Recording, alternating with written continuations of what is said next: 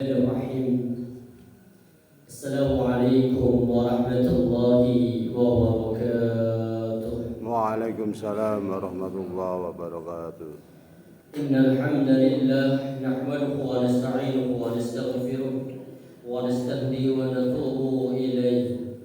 Asyhadu an la ilaha illallah wahdahu la syarika lah wa asyhadu anna Muhammadan abduhu wa rasuluh la nabiyya wa la rasula ba'da. Allahumma salli wa sallim wa barik wa kallim ala nabiyyina Muhammadin wa ala alihi wa ashabihi wa man tabi'ahum bi ihsanin ila yaumiddin. Amma ba'du.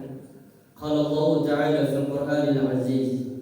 A'udzu billahi minasy syaithanir rajim. وَلَقَدْ خَلَقْنَا الْإِنسَانَ مِنْ صُلَالَةٍ مِنْ طِينٍ ثُمَّ جَعَلْنَاهُ نُطْفَةً فِي قَرَارٍ مَكِينٍ وقال في آية أخرى يا أيها الذين آمنوا اتقوا الله ولتنظر نفس ما قدمت لغد واتقوا الله إن الله خبير بما تعملون. الحمد لله رب العالمين. Para ikhwah wa akhwati fillah, Bapak, Ibu, jamaah sidang salat subuh Masjid Darus Salam, insyaallah dirahmati Allah Subhanahu wa taala. Tidak ada ungkapan yang paling indah pada pagi hari ini kecuali ucapan alhamdulillah, segala puja dan puji syukur hanya milik Allah Subhanahu wa taala atas semua karunia yang Allah karuniakan pada kita, atas melimpahan nikmat yang Allah limpahkan pada kita, sehingga pada pagi hari ini Allah ringankan langkah untuk bisa sama-sama bersimpuh bermuajahah dalam rangka menunaikan salat subuh secara berjamaah. Dan Allah Subhanahu wa taala memberikan kesempatan kepada orang-orang yang salat subuh untuk bisa duduk bersimpuh sampai nanti datangnya tulu. Rasulullah mengatakan dalam satu hadisnya, la an aquda ma qaumin yadhkuruna Allah min salatil ghadab. Sekiranya aku duduk, kata Rasulullah, bersama dengan satu kaum yadhkuruna Allah, yang satu kaum ini berzikir kepada Allah min salatil ghadati, mulai dari salat subuh hatta tatlu'a syamsu, sampai terbit matahari, ahabbu ilayya, jauh lebih aku cintai, kata Nabi, man an min an a'taqifa arba'a raqabatin min walid Ismail, daripada membebaskan 4 orang budak dari kalangan Bani Ismail. Maka alhamdulillah pagi hari ini Allah mudahkan kita untuk bisa berzikir sampai tulu. Semoga amal yang kita lakukan diterima oleh Allah Subhanahu wa taala. Alhamdulillah, tanpa terasa Ramadan sudah semakin dekat. Sebelum kita masuk materi, sedikit motivasi. Ada 2 hadis yang ingin saya tampilkan. Yang pertama hadis Abu Daud dan Imam An-Nasai tentang bulan Sya'ban. Rasulullah, ini hadis dari Usamah bin Zaid. Apa kata Usamah bin Zaid? Ya Rasulullah, lam araka tasumu syahran min asy-syuhur akthar min syabi fi Sya'ban. Kata Usamah bin Zaid. Usamah itu anak dari Zaid bin Harithah. Zaid bin Harithah itu anak angkat. Makanya Usamah banyak meriwayatkan hadis dari Rasulullah. Bahkan Usamah ini dekat banget dengan Rasulullah, seperti Nabi memperlakukan cucunya sendiri. Salah satu hadis dari Usamah ini yang keluar. Apa kata Usamah? Ya Rasulullah, saya paling banyak melihat engkau ya Rasul berpuasa di antara bulan-bulan yang kau lalui, paling banyak berpuasa di bulan Sya'ban. Ini yang dirasakan sama Usamah. Padahal di antara hari yang paling banyak kalau kita mau puasa sunnah itu nanti di bulan Syawal. Di Syawal nanti ada 6 hari bulan puasa Syawal. Ada mungkin Senin Kamis, ada Ayyamul Bid. Jadi kalau di total 1 bulan ini banyak. Tapi ternyata Rasulullah paling banyak berpuasa di bulan Sya'ban. Apa kata Rasulullah? Dzaka syahrun tughfalun nasu fihi an. Itu adalah bulan yang dimana manusia banyak yang lalai atas bulan ini. Baina Rajab wa Ramadan. Baina Rajabin wa Ramadan. Yang bulan ini letaknya antara di bulan Rajab sama bulan Ramadan. Kenapa dikatakan bulan yang banyak dilalaikan? Karena letaknya kata Nabi itu di antara 2 bulan yang utama. Kalau Rajab masuk bulan apa? Arba'atul Qurum, 4 bulan haram yang Allah sampai abadikan di dalam surah At-Taubah yang ke-36. Inna iddatasy syuhur, sesungguhnya bilangan-bilangan bulan kalau kata Allah, indallah di sisi Allah, inna asyar, ada 12 bulan kata Allah. Yauma khalaqas samawati wal ardh, ketika Allah menciptakan langit dan bumi, minha arba'atul hurum, di dalamnya ada 4 bulan yang dihormati. Dijabarkan sama Nabi 4 bulan yang dihormati itu. Apa kata Rasulullah 4 bulan yang dihormati? Kata Rasulullah, az-zaman istadar kayatihi yauma khalaqas samawati wal ardh minha arba'atul hurum thalathatul mutawaliyatun, 3 bulan berurutan. Dzulqa'dah, Dzulhijjah, Dzulqa'dah itu 11, Dzulhijjah 12, kemudian Muharram itu 1, kemudian Warajabun Mudhar alladzi baina Jumadi wa Sa'ban, dan ada bulan namanya Rajab. Nah, ini 4 ini. Kemudian yang kedua ada namanya Ramadan. Ramadan ini bulan yang istimewa, bulan yang dimuliakan oleh Allah. Makanya kadang di antara api 2 bulan ini ada 1 bulan namanya Sya'ban yang di situ banyak manusia yang lalai. Wa huwa syahrun turfa fil a'mal ila rabbil alamin.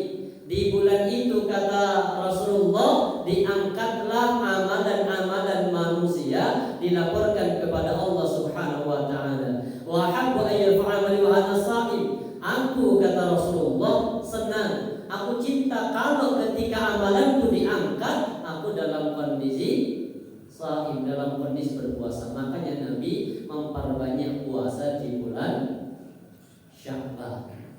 Terus puasanya apa saja? Ya bebas. Jenengan kalau mau puasa hari ini jangan puasa apa? Puasa sunnah Sya'ban, enggak masalah. Cuma Nabi tidak mencontohkan penentuan tanggalnya harus 1, 2 atau 5, tidak ada keterangan, hanya Nabi memperbanyak puasa di bulan Sya'ban. Kemudian ini juga salah satunya di antara keutamaan malam nisfu Sya'ban. Ini hadisnya kedudukannya hasan, 3-tiganya hadis ini hasan. Yattali'u Allah tabaraka wa ta'ala ila khalqi lailatan nisfi min Sya'ban.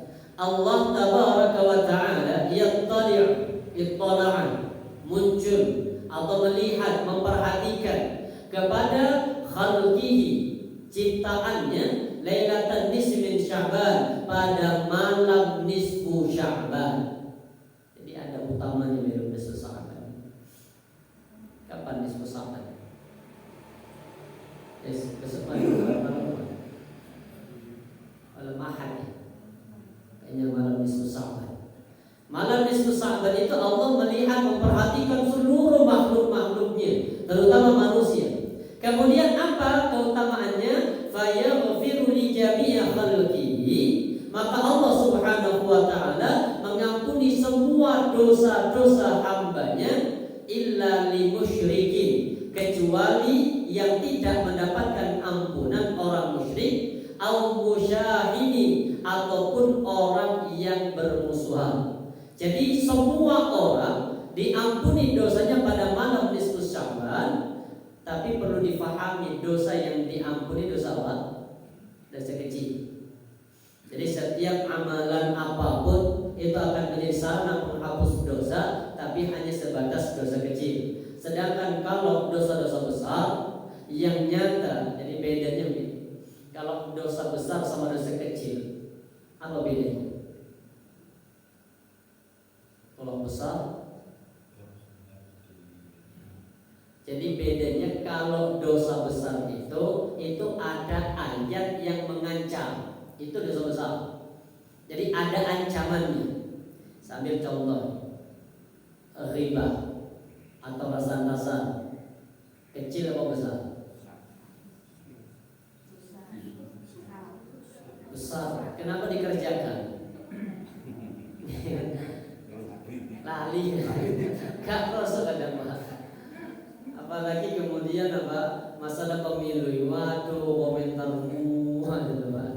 Baik, pada zaman rahmati Allah, apa buktinya dosa riba itu besar? Ada ancamannya.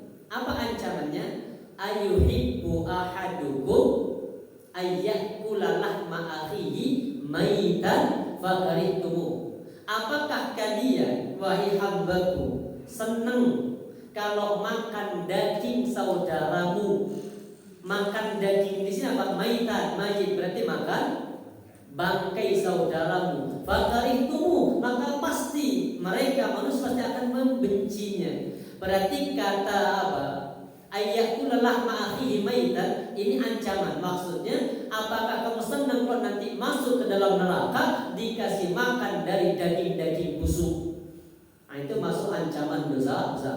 Tapi kalau dosa kecil itu tidak kerana ancaman.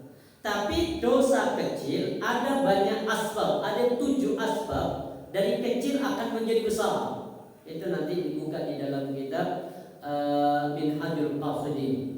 Bab dosa-dosa kecil yang berubah menjadi besar. Salah satunya dosa kecil tapi dilakukan istiqomah. Apa? Terus menerus. Maka dosa kecil ini nanti akan menjadi besar. Yang kedua, dosa kecil akan menjadi besar jika dosa ini diremehkan. Kapok dosa kecil. Terus ini sholat nanti kan meremehkan. Maka kemudian Allah murka, maka akan menjadi besar. Kemudian dosa kecil akan menjadi besar jika dalam dosa itu ada nanti sangkut pautnya dengan perbuatan orang lain. Kayak kita jadi contoh. Tapi kemudian apa? Banyak orang niru, ini jadi besar. Baik, para jamaah rahmati Allah. Jadi yang tidak diampuni malam nisfu Sya'ban itu siapa? Orang yang berbuat musyrik. Yang kedua musyahidin dan orang yang bermusuhan. Dan kata bermusuhan di sini ini ada banyak keterangannya. Salah satunya orang yang sedang berselisih dengan saudara. Wa akhwani mutasariman. 2 orang yang bersaudara yang ada hubungan nasabiyah mutasariman, sedang bermusuhan atau sedang berdiam-diaman, tidak saling sabar. Maka melewati malam nisfu Sya'ban tidak mendapatkan keutamaan diampuni dosa-dosanya. Makanya kemudian dicari saudaranya, barangkali ada yang dimusuhi, di WA saja. Tapi kalau kita yang dimusuhi, maka kita berlepas diri. Artinya kita berniat untuk berbuat baik, berniat untuk menyambung silaturahim, tapi karena tidak ada respon, maka kita tidak masuk yang di sini. Hadis yang kedua, idza kana lakum nisfu min Sya'ban itta'allahu ila khalqi fayaghfir lil mu'minin. Kalau ini lebih umum. Apa kata Rasulullah? Apabila datang malam nisfu Sya'ban, itta'allahu ila khalqi, Allah memperhatikan semua hamba-hambanya, fayaghfir lil mu'minin, maka kemudian Allah Subhanahu wa taala mengampuni dosa orang-orang yang beriman, bukan lil muslimin. Beda tingkatannya. Dan umat Nabi Muhammad itu ada 4 tingkatan. Tingkatan paling bawah namanya apa? Paling bawah munafik. Munafik. Ini munafik. Karena tidak ada orang kafir munafik. Munafik itu muslim. Gak ada orang musyrik munafik. Atau contoh berkuasa pindah partai ini, nanti kuasa lagi pindah. Itu gak masuk kategori munafik i'tiqadi. Itu hanya munafik amali. Munafik amali itu tidak mengeluarkan pelakunya dari Islam, tapi kalau munafik i'tiqadi membatalkan syahadatnya dan kemudian masuk ancaman innal munafiqina fid darkil asfali minan nar. Baik, kemudian tingkatan yang kedua namanya muslim. Muslim ini jadi ya, jadi fasik masuk ke ranah ini. Munafik, fasik masuk ke ranah. Kemudian fasik nanti ini masih juga tergantung fasiknya, masuk ke ranah muslim. Muslim itu apa? Kata Allah di dalam surah Al-Hujurat. Qalatil a'rabu amanna. Orang-orang Arab Badui itu datang menerima Rasulullah dan berkata begini, amanna, kami telah beriman ya Rasul. Qul, katakan, lam tu'minu, kalian belum beriman. Walakin qulu aslamna, tapi cukup level kalian masih sebatas muslim. Jadi fasik itu nanti masuk ke ranahnya muslim, tapi tergantung fasiknya. Apa fasik itu? Al-khuruju minat ta'ah. Orang fasik itu adalah orang yang keluar dari ketaatan tapi tidak sampai keluar dari Islam. Seperti ada orang mati bunuh diri. Mati apa itu? Kafir apa mati fasik? Fasik. Muslim apa enggak? Muslim. Tetap muslim, tapi matinya suul khotimah, tapi tetap dia ranahnya sebagai seorang muslim. Maka kemudian Islam itu apa? Sebatas di lisan asyhadu, tapi belum dibuktikan dengan amal. Tapi kalau beriman, karena iman itu konsepnya di hati, antasdiq. Pertama tasdiqu bil qalb. Yang kedua wa iqrar bil lisan, syahadat. Yang ketiga wal amalu bil arkan. Ini baru levelnya beriman. Kalau muslim wis pokoknya syahadat muslim. Tapi kalau mukmin, maka di sini lil mukmini. Berarti yang diampuni itu orang yang hatinya mantap dengan keyakinan kepada Allah. Yang kedua orang yang bersyahadat. Yang ketiga dibuktikan dengan apa?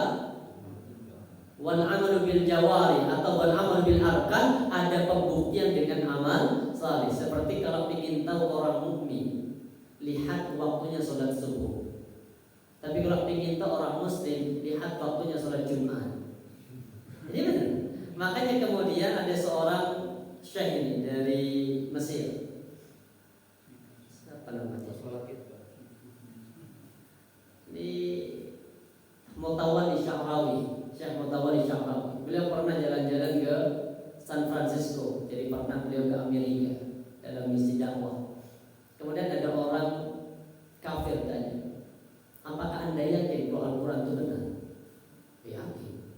Benar. Iya. Tapi kenapa ayatnya dibacakan? Salah satunya ayat itu dikatakan begini. Dan Allah itu tidak akan pernah menguasakan orang-orang mukmin terhadap orang kafir. Jadi apa maksudnya? Orang mukmin itu tidak akan pernah dikalahkan sama orang kafir. Itu pasti. Jadi yang berkuasa itu pasti bukan orang kafir. Kalau semua orangnya beriman. Apa jawaban beliau? Ini wala yaj'alallahu lil mu'minina sabila. Allah tidak menjadikan jalan bagi orang-orang yang mukmin itu dikasih sama orang kafir. Tapi pada kenyataannya, kenapa kok yang berkuasa di seluruh dunia rata-rata orang kafir? Apa jawabannya Syekh Mutawalli Syahrawi? Karena kita itu masih muslim, belum mukmin. Ya sama Pak. Contoh dengan milih kemarin pilpres, barangkali pilihan dengan kalah, kemudian yang menang pilihan orang lain. Lah kenapa kok bisa Ustaz? Doa sudah, tahajud Ustaz bela-belani, malam 14 kemarin wajib tahajud saya, doanya sudah, ikhtiar sudah, berangkat nomor 1 bahkan belum buka TPS. Di sini apa? Semangat ketika nyoblos pengen ada apa? Perubahan, perbaikan. Ternyata kalau Ustaz, kenapa Ustaz? Makanya kalau kata Ibnu Qayyim al-Jauzi, pemimpin itu sesuai dengan karakter rakyatnya. Kalau rakyatnya itu zalim, maka pemimpinnya pun juga zalim. Jika rakyatnya itu tidak jujur, rakyatnya itu kemudian bisa untuk dijual, bisa untuk dibeli, bisa untuk disogok, maka pemimpin pun sama. Lu Ustaz, saya nggak disogok, saya nggak perlu isi sogok saya. Ya kan yang kayak jenengan itu berapa orang? Artinya orang yang soleh, maksudnya yang tingkatannya mukmin dibanding yang masih muslim itu banding berapa? Ya kan contoh, sholat subuh dibanding dengan sholat Jumat, perbandingin berapa persen? Ya kan kalau sholat subuh banding dengan sholat Jumat itu mungkin ya 80/20% lah contoh. Berarti kan yang pingin jadi negaranya baik dipimpin sama orang mukmin itu masih berapa? 20. Terus kapan ini menangnya? Ya perbaiki dulu kita sebagai rakyat agar menjadi orang mukmin. Tingkatannya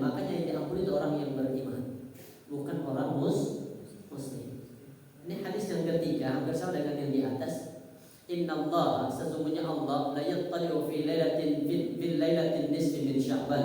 Fa in yu'taqi illa li musyrikin aw musyahidin. Jadi ini yang akhir zaman, makanya di bulan Sya'ban ini jangan termasuk kita orang-orang yang lalai. Apa keutamaannya bulan Sya'ban? Salah satunya bulan Sya'ban itu di mana Allah merubah posisi arah kiblat dari Masjidil Aqsa ke Masjidil Haram. Itu di bulan Sya'ban ketika Nabi Muhammad sudah hijrah ke kota Madinah, itu 18 bulan kurang lebih Rasulullah sholat. Sejak peristiwa Isra Mi'raj itu Nabi 18 bulan beliau melaksanakan sholat menghadap ke Masjidil Aqsa. Kemudian di bulan Sya'ban di tahun pertama setelah Rasulullah hijrah, maka ada perintah untuk apa? Menghadapkan ke arah kiblat atau Masjidil Haram. Ini keutamaan yang pertama. Keutamaan yang kedua, di antara keutamaan orang di bulan Sya'ban, salah satunya bulan Sya'ban itu turunnya ayat perintah untuk berselawat. Innallaha wa malaikatahu yusalluna 'alan nabi ya ayyuhalladzina amanu sallu 'alaihi wa sallimu taslima. Itu turunnya di bulan Sya'ban. Makanya perbanyak salawat kepada Rasulullah. Lebih-lebih Rasulullah mengatakan apa? Akthiru minas salati 'alayya fi kulli yaumi jum'atin. Perbanyaklah kalian bersalawat kepadaku, kata Nabi, di hari Jumat. Fa inna salata ummati tu'radi 'ala fi kulli yaumi jum'atin.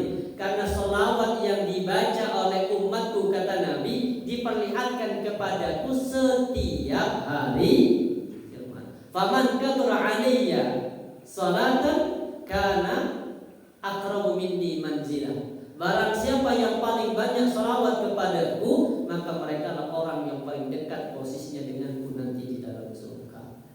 Cuma jangan salawatan konser. Sekarang ini banyak konser tapi berkedok apa? Salawat. Apa bentuknya? Kadang percampuran laki-laki dengan perempuan. Kemudian bangga ketika salawat itu sampai maaf ya kayak begini. Ini kan ranahnya, kalau sholawat itu kan urusannya apa? Hati. Lisannya bersalawat, hatinya masuk bahwa apa yang kita bacakan itu sedang mengarah kepada orang yang paling kita cintai. Ya Rasulullah SAW. Jangan kemudian berkedok sholawat tapi tujuannya ajar. Apalagi kemudian coblos. Wah, ini sholawat habis itu kemudian apa? Musik, habis itu ada kampanyenya, Pak. Dari para jamaah rahmati Allah, ini gambaran dari Sya'ban. Kita masuk materi. Ini materi kita judulnya manusia akan dikuburkan di tanah di mana dia diciptakan oleh Allah. Kita lihat proses penciptaan manusia terlebih dahulu. Ini tahapan penciptaan manusia. Walaqad khalaqnal insana min sulalatin min tin. Dan sungguh kami, kata Allah, telah menciptakan manusia min sulalah, dari saripati min tin. Saripati dari tanah. Ini proses penciptaannya untuk manusia apa untuk Nabi Adam? Yang ini. Ini untuk manusia, saripatinya. Jadi kalau dari saripati dari saripati tanah itu untuk manusia, anak cucu Adam. Setelah itu kemudian tumaja'annahu, kemudian kami jadikan dari saripati tanah itu apa? Nutfatan, nutfah. Nutfah itu bertemunya antar spermatozoa dengan ovum, itu disebut dengan nutfah. Fi qararin makin, diletakkan di dalam tempat yang kokoh, namanya rahim. Subhanallah, kokoh ini tempatnya. Kemudian dan nutfah, kemudian kami jadikan kata Allah dari nutfah menjadi alaqah. Alaqah itu apa? Sesuatu yang nempel. Jadi alaqah itu nempel. Berarti apa? Janin ini sudah nempel di dinding rahim, alaqah. Makanya disebut mu'allaqah. Dalam satu hadis dikatakan begini, di antara 7 kelompok yang akan mendapatkan naungan nanti ketika berada di padang mahsyar, itu salah satunya apa? Rajulun yata'allaqu qalbuhu fi fil masajid. Seorang laki-laki yang menggantungkan hatinya di masjid. Saat ini dicontoh deh. Bahasa menggantungkan itu berarti apa? Ya rindu, Pak. Kalau nggak sholat di masjid itu ada rasa apa? Kehilangan, ada rasa penyesalan. Makanya itu disebut ta'allaq. Jadi alaqah. Kemudian dari alaqah tsumma fa khalaqnal 'alaqa mudghah. Kemudian dari alaqah baru kemudian kami jadikan apa? Mudghah, segumpal daging. Setelah segumpal daging fa khalaqnal mudghah 'idhama. Maka dari segumpal daging itu kami masukkan di dalamnya 'idhama, susunan ruas tulang belulang. Fakasawna al-'idhama lahma, dan kami jadikan tulang belulang ini dibungkus dengan lahan daging. Tsumma ansha'na khalqan akhar, maka kemudian kami jadikan makhluk itu berbentuk lain, jadilah manusia. Tsumma ini fatabarakallahu ahsanul khaliqin, maka apa di sini? Maha suci Allah, ahsanul khaliqin, pencipta yang terbaik. Kalimat ini Pak, ahsanul khaliqin ini sudah dahsyat kalau kita kaji. Ada berapa manusia sejak zaman Nabi Adam? Sejak zaman Nabi Adam, bukan miliaran lagi, triliunan. Yang hidup saja di dunia, waktu jadi yang penghuni dunia itu 7,5 M. Yang Muslim itu kalau nggak salah 3,5 atau 3 M. Ini yang hidup. Ini sejak zaman Nabi Adam. Kemudian ahsanul khaliqin, kita ambil apakah ada yang benar-benar sama antara sejak zaman Nabi Adam sampai sekarang. Manusia ada yang benar-benar sama, yang tidak bisa dibedakan. Jangankan wajah, apa namanya? Sidik jari saja itu sudah pasti. Coba sehebat-hebatnya pabrik ini apa namanya, boneka, contoh suruh bikin boneka penguin atau mungkin bikin boneka manusia, bikin 100 saja, tapi nggak ada yang boleh sama. Jadi makanya asrul khaliqin itu Allah. Makanya kemudian kalau kita bercermin kan jelas sekali, Allahumma ahsanta khalqi fahassin khuluqi. Apa artinya? Allahumma kama hassanta khalqi, ya Allah, sebagaimana engkau telah menyempurnakan, memperbagus penciptaanku ya Allah, wis sempurna aku ya Allah. Makanya kemudian dia termasuk orang yang qanaah, menerima dengan semua yang telah Allah tetapkan baginya. Maka yang kedua, fahassin khuluqi, jangan hanya ciptaannya yang sempurna ya Allah, tapi perbaiki juga akhlakku. Makanya setiap kali bercermin, Allahumma hassanta khalqi, Allahumma hassanta khalqi, ya Allah, sebagaimana Engkau telah menyempurnakan ciptaanku, fahassin khuluqi. Tsumma innakum ba'da dzalika lamayitun, setelah itu kalian akan mengalami kematian. Setelah mati apakah kemudian selesai proses perjalanan panjang manusia? Enggak. Tsumma innakum yaumal qiyamati tub'atsun, kemudian kalian nanti pada hari kiamat akan dibangkitkan. Disinilah kemudian akan dimintai pertanggungjawaban. Kita lihat keterangan Imam Ahmad bin Hanbal. Ini hadis dari Imam Ahmad. Haddatsana Yahya bin Sa'id, haddatsana Auf, haddatsana Qasamah bin Zuhair an Abi Musa, an Nabi sallallahu alaihi wasallam.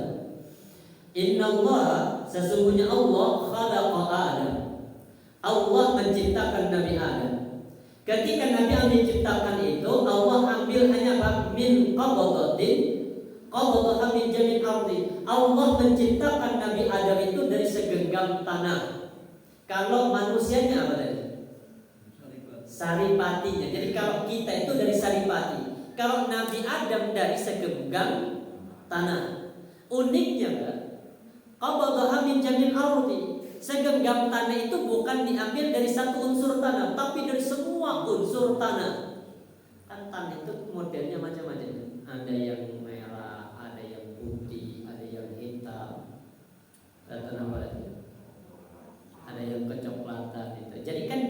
Berarti Nabi Adam itu diambil dari semua unsur tanah.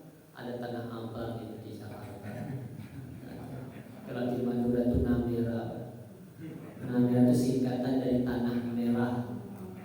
Namira. Di jadi nama masjid itu di mana? Lamongan.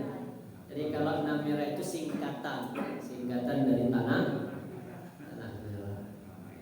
Namira. Makanya kalau ke Madura, kalau naik bis dulu Pak, Namira itu kalau sudah sampai Bangkalan. Maksudnya di situ ada wilayah namanya tanah merah. Kalau di dekat rumah saya itu namanya Batu Bintang. Karena batunya itu putih gitu Pak. Jadi kayak dia kayak putih kayak apa namanya? Kayak seperti yang buat gelang itu. Bukan giok kan gelapannya putih. Kristal itu. Jadi namanya batu bintang. Jadi kayak ini bintang kayak kristal itu. Jadi Nabi Adam itu Allah ciptakan dari semua unsur tanah. Kemudian ini ja'a minhum maka datang minhum dari mereka, artinya dari Nabi Adam itu anaknya lahir apa? Al-ahmar. Ada yang anaknya Nabi Adam kulitnya kemerah-merahan. Wal aswad, hitam. Jadi ada yang kemudian berkulit hitam. Yang sekarang kalau di Afrika itu kan kulitnya hitam, berarti unsur tanahnya dominan yang hitam. Kemudian wal abyad, ada yang putih. Putih itu mana? Cina. Kalau Eropa itu ke merah-merahan. Jadi kalau Eropa merah, kalau daerah Afrika itu ke hitam-hitaman. Wal abyad, ini yang putih daerah Cina. Kalau Bapak kita semua ini Pak, wa baina dzalika perpaduan. Percampuran hitam putih sama merah diaduk, tergantung mana yang lebih dominan. Banyak kalau dengan ngecat mobil itu kan apa? Kan nggak ada yang satu cat warnanya langsung, nggak, pasti ada apanya? Ada campuran. Jadi lihat aja ini kamera merahan. Merah itu aja sudah banyak kan. Ada merah marun, ada merah tua, ada merah muda. Ini kemudian perpaduannya. Makanya kalau kulit kita kayak begini, ya mesti alhamdulillah wabaina dzalika. Bahkan kenapa wal khabithu wat tayyib, ada yang ini buruk dan ada yang baik. Wabaina dzalika pertengahan. Jadi ada yang nakal, ada yang alim. Bapak masuk yang mana? Kita nih wabaina dzalika, kadang alim, kadang makanya kemudian al-imanu yazidu, yang iman itu kadang naik kadang turun. Yazidu bit ta'ah, tak naiknya iman kita itu kalau kita bangun dengan ketaatan kepada Allah. Wa yanqusu bil ma'asi, tapi kemudian juga berkurang dengan satu kemaksiatan. Makanya kalau Ramadan itu disebut dengan apa? Atakum Ramadan syahrun mubarakun. Datang pada kalian bulan Ramadan syahrun mubarakun, bulan yang di dalamnya penuh dengan keberkahan. Apa barokah? Apa barokah? Ziyadatul khair. Barokah itu bertambahnya kebaikan, atau tazidukum fit ta'ah, bertambahnya ketaatan. Makanya umur kita dikatakan barokah ketika semakin tua makin taat kepada Allah.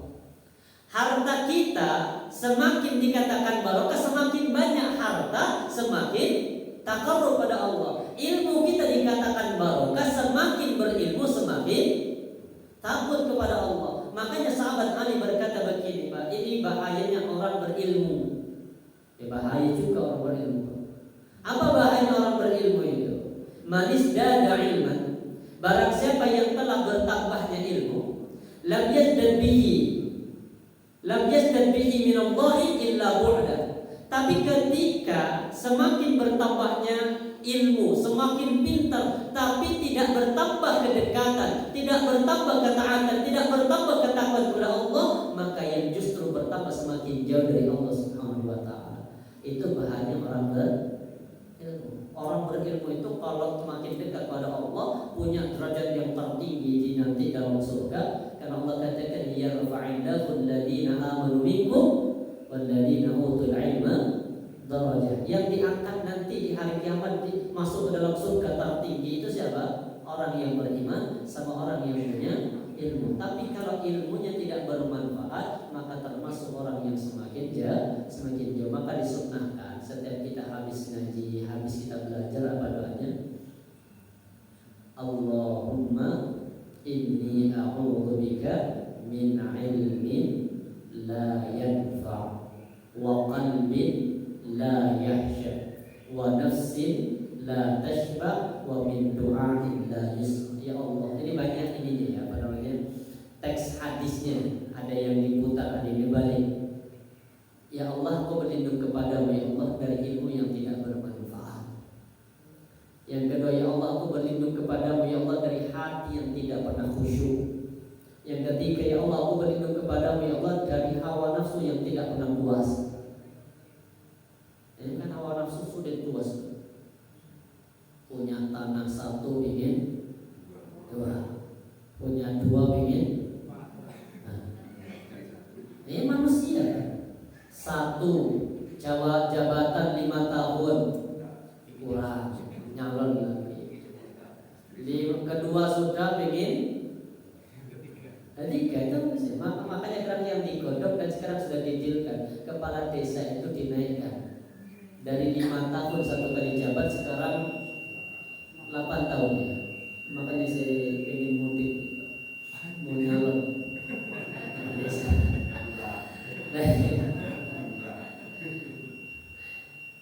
Kemudian ini kita lanjut hadisnya. Ini ketetapan Allah. Jadi artinya gini, ketika manusia sudah ditetapkan oleh Allah selesai ini, maka kemudian Allah berikan 4 ketetapan kepada setiap hambanya. Apa 4 ketetapan itu? Wa yu'maru bi arba'i kalimatin. Ditetapkan kepada setiap manusia itu 4 takdir. Apa 4 takdir itu? Pertama, bikat birizki. Rizki sudah Allah tetapkan. Makanya konsep rizki itu, rizki sudah ditakar, tidak mungkin tertukar. Itu pasti. Makanya Allah benci kepada siapa? Jawad sahabin fil aswaq, orang yang suka berteriak-teriak di pasar. Apa maksudnya suka berteriak-teriak di pasar? Ditafsirkan pertama, orang yang bertengkar di pasar gara-gara rebutan area wilayah tempat dia berjualan. Itu dibenci oleh Allah. Bukan yang jualan apa-apa sapu tangan teriak, itu gak masalah. Yang maksud teriak di sini itu apa? Orang yang kadang bertengkar, orang yang kadang iri, orang yang kadang marah gara-gara rebutan lahan parkir, itu ada. Ini masuk orang dibenci oleh Allah. Kenapa? Seolah-olah ketika ada orang yang berjualan yang sama, kemudian mengurangi apa?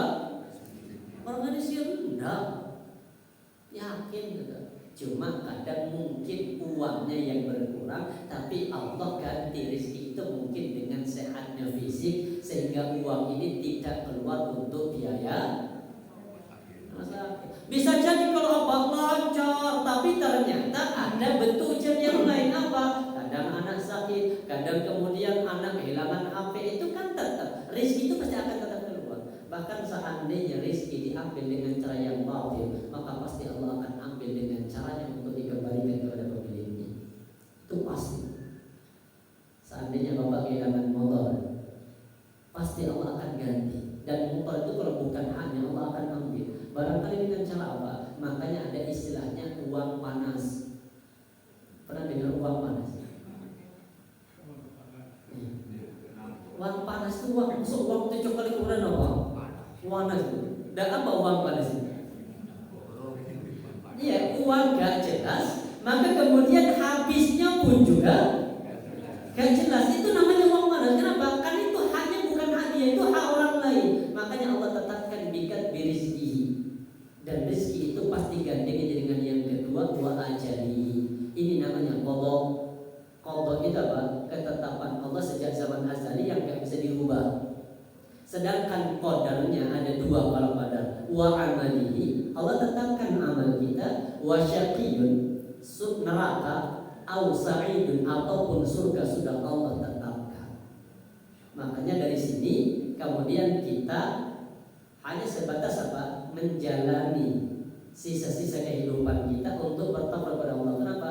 Karena kalau kita masih mengejar dunia, Allah katakan dalam satu hadis Nabi mengatakan apa? Orang itu kalau mengejar dunia, Allah akan kasih dunianya tapi sesuai dengan kadar apanya? Rezekinya. Kalau hari ini Allah rezekikan dia 100.000, dikejar dari subuh sampai subuh lagi, Allah hanya akan turunkan 100. Itu pasti, Pak. Dan tidak mungkin orang yang mengejar rezeki, mengejar dunia, Allah tambahkan catatan rezekinya lebih daripada yang sebelumnya. Enggak. Manusia hanya akan mendapatkan apa yang dia tetapkan oleh Allah.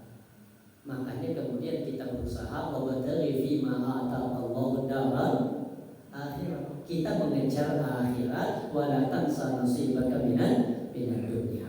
Dari para jamaah rahmati Allah, ini banyak prosesnya tentang masih proses penciptaan manusia. Insyaallah nanti kita akan lanjutkan tentang perkara-perkara yang baik, dan ini hadis penutup. Apa kata Nabi? Idza aradallahu qabda 'abdin bi'ardin ya'lamu fiha hajatan.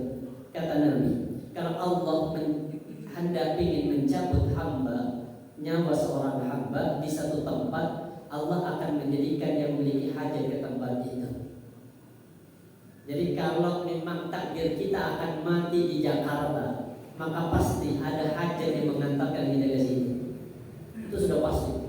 Kalau hajirin memang takdirnya mati di kampung, kan kita barangkali mungkin bukan asli orang Malang, orang kampung bolang, kemudian Allah takdirkan mati di situ. Akan ada orang yang Allah takdirkan mati di Makkah, ada yang mati di Madinah. Itu berarti apa? Kalau ada orang yang memang takdirnya mati di sana, pasti ada hajat untuk bisa meraih apa yang telah Allah tetapkan. Makanya jadikan setiap kali keluar rumah jangan lupa baca bismillah.